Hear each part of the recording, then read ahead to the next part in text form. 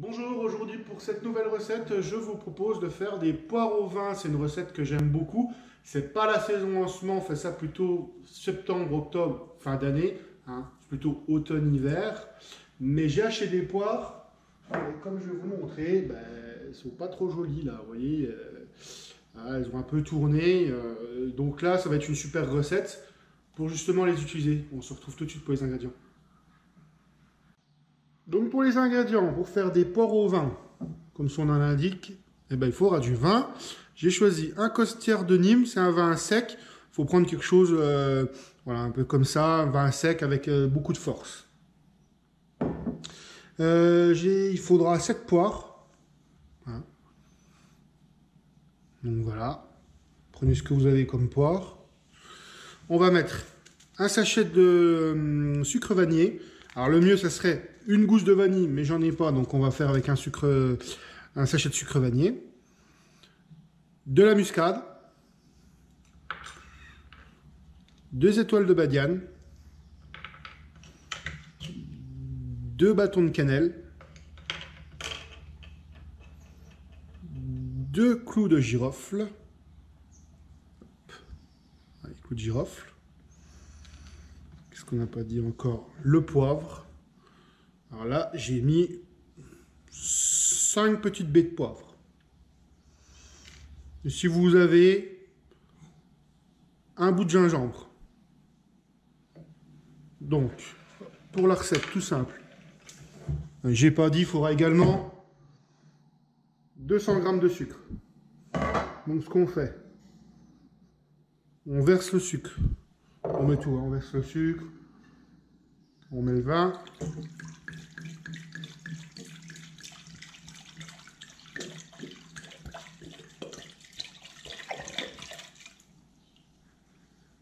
Voilà. Donc, les 2 écorces de cannelle, les 2 étoiles de badiane, les 2 clous de girofle. C'est une base de vin chaud, comme vous pouvez voir en marché de Noël. On va râper de la muscade.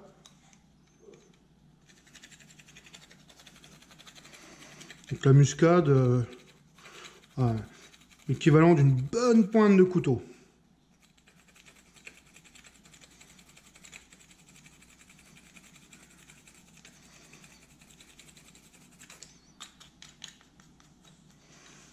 Voilà.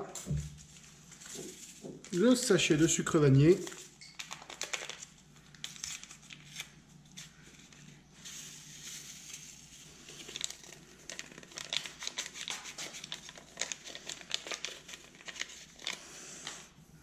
On va venir, hop,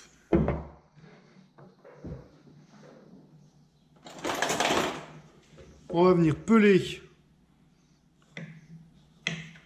le gingembre. Je mets sur la partie plate, c'est plus simple. Donc ça c'est facultatif, hein.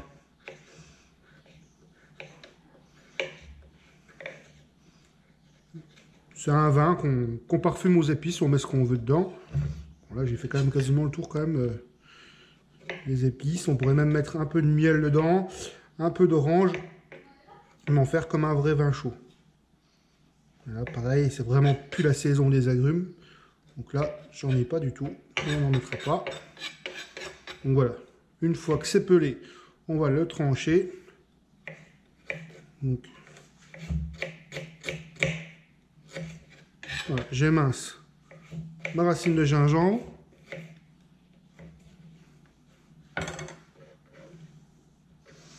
Ouais, il y en avait environ 2 cm. Voilà. Donc ça, dans mon vin. Le vin, je le mets à chauffer. Voilà.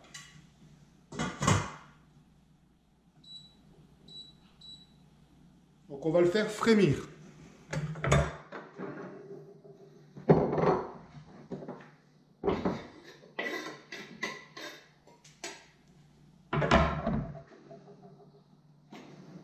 Je prends un économe. je viens peler ma poire. On laissera la petite tige là pour la présentation.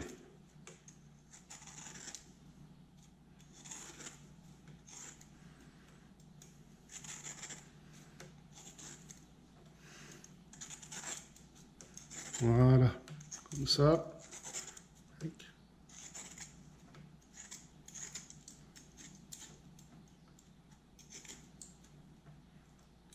Hop.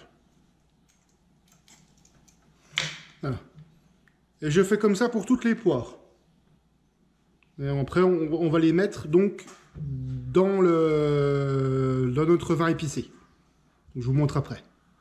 Voilà, mon vin, je l'ai porté à petit frémissement. Donc on peut voir qu'il y a quelques petites bulles.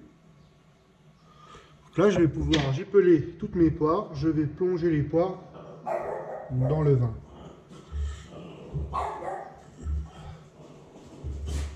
Voilà, comme ça. Hop. Donc vous allez voir le vin là, il n'y a plus d'ébullition avec les poires qui sont froides, ça va faire descendre en température. Donc ce qu'on va faire, hop, on va laisser comme ça.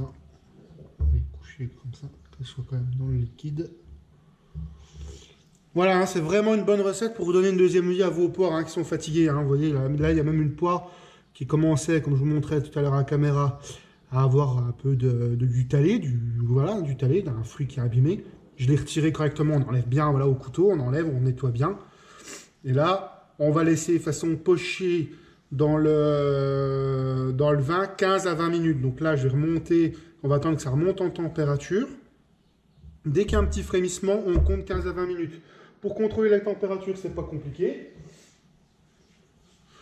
On prend une pointe d'un couteau, on plonge dans la poire. Une fois que ça rentre tout seul, c'est que c'est cuit. Donc là, on voit bien, non, ça commence seulement. Donc là, on va laisser pocher, comme je vous disais, 15 à 20 minutes. Je vais mettre le couvercle, ça va aller un peu plus vite. On se retrouve tout de suite après pour que je vous montre le résultat, au bout du quart d'heure. Donc voilà, au bout de 20 minutes, vous allez avoir vos poires. Voilà, elles ont pris une petite teinte violacée avec le vin. Donc là, on voit voilà, le couteau, la pointe du couteau rentre toute seule dans mes poires. Ça veut dire qu'elles sont cuites. Donc là, ce qu'on va faire, on va les laisser dans le vin. Voilà. On referme le couvercle et on les laisse refroidir dans le vin. Alors le top, moi, je vais les laisser une nuit. Je vais m'en occuper le lendemain, mais au moins, on va dire 4 heures de temps. Donc on les laisse bien, comme ça, elles vont s'imprégner des arômes, des épices. Et on se retrouve demain pour la suite de la recette. Enfin, pour moi, demain, pour vous, ça va être dans un instant. Donc voilà, on se retrouve, on est le lendemain. Je les ai laissés donc toute la nuit dans mon sirop de vin aux épices. Elles se sont bien imprégnées, ça sent très bon. Donc là, on va les sortir du bouillon.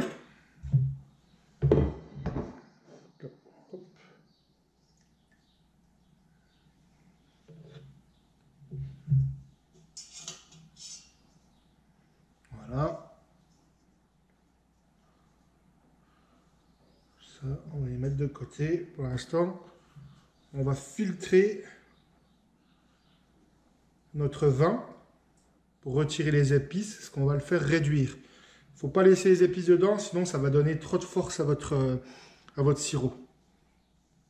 Voilà. On peut en couper une en deux pour voir. Hop. Pas trop belle, voilà. Tac. Vous voyez, c'est assez joli. Hop là. On voit vraiment que là autour, le vin a quand même commencé à pénétrer et on a encore la couleur claire de la poire au centre. Donc là, on va mettre ça de côté. Je vais filtrer le bouillon, enfin le sirop. Voilà. Et ça, on le remet sur le feu à réduire.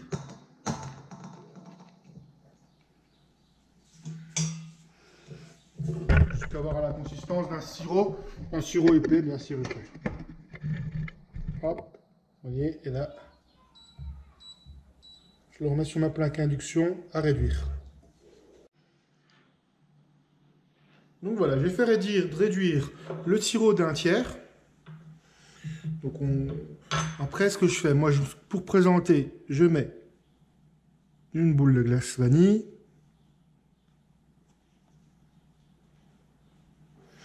Voilà, un glace là.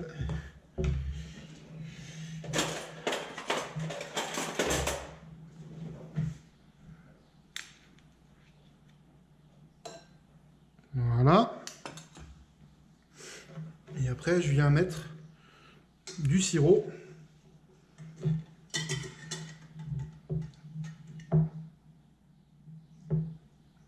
Voilà, sur la poire.